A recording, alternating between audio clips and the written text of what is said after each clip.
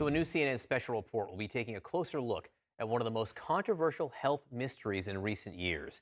CNN chief medical correspondent Dr. Sanjay Gupta investigates a cluster of unexplained concussion-like symptoms first reported among American officials and covert personnel in Cuba back in 2016.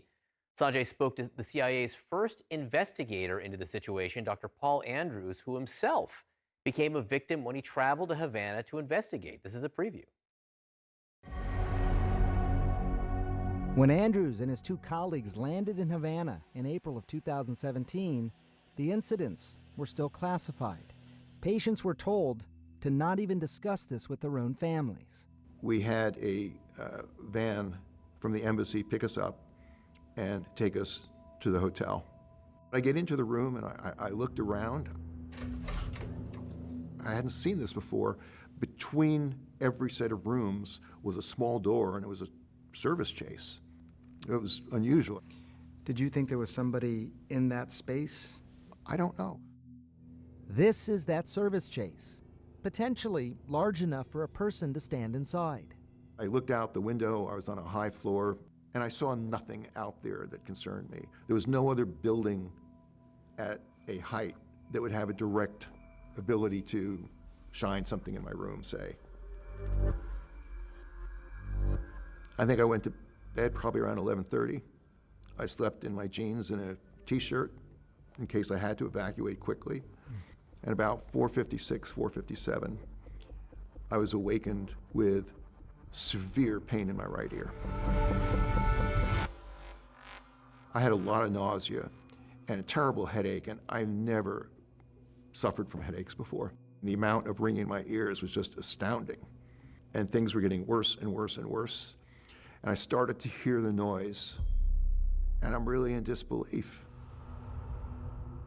And you believe that that night there was some sort of injury or damage to either your inner ear, the nerves around your inner ear, or your brain? Correct. Absolutely. All right. Dr. Sanjay Gupta joins us now. Sanjay, in that 2-minute clip, already more information and explanation than I've heard since this began in 2016. Yeah. I mean, just to hear someone actually describe these unexplained health incidents, what transpires, somebody who never had these symptoms before suddenly comes on, no advance warning and no indication. I mean, concussion-like symptoms without a blow to the head. That's why they call this, that's why we're calling it the immaculate concussion. You know, it's hard to explain, but you hear from somebody who's a physician himself, goes to investigate, and develops that. Okay, so why? I mean, do you get to the why or how or what's really going on?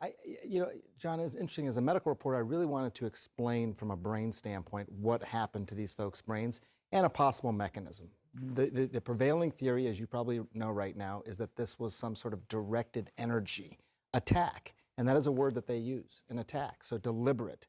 And it's a pattern of energy on the electromagnetic spectrum.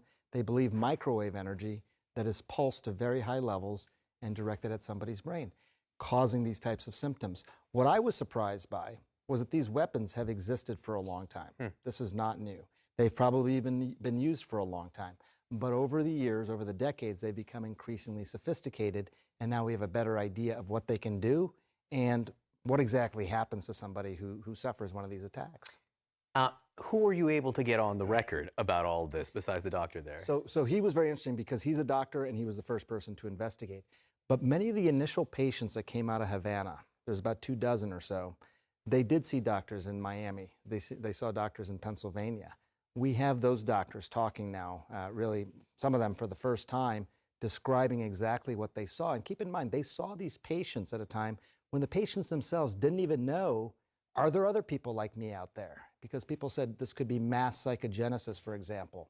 Well, they didn't even know if there was other patients. They thought maybe they were the only ones at that point. So they didn't even tell their families at the point they were initially being examined. Do the people who've gone through this still have a sort of Cassandra complex where they feel like they're telling the world this is happening and no one's believing them? I think there's been a lot of back and forth because you've seen in news reports, that maybe this isn't even a real phenomenon.